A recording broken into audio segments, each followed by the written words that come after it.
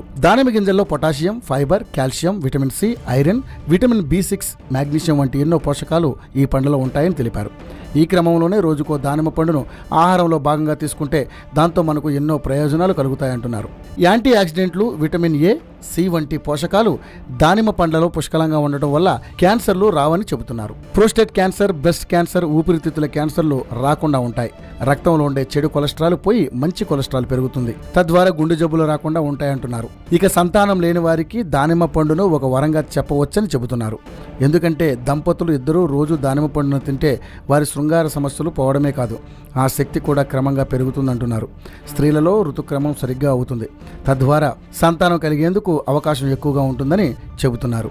శరీర రోగనిరోధక శక్తి పెరుగుతుంది. బ్యాక్టీరియా, వైరస్ ఇన్ఫెక్షన్లు రాకుండా ఉంటాయి. రోగాల నుంచి రక్షణ లభిస్తుంది. ఎముకలు దృఢంగా మారతాయి. రక్తనాళాల్లో ఉండే అడ్డంకులు తొలుగుతాయి. బీపీ తగ్గుతుంది. రక్తం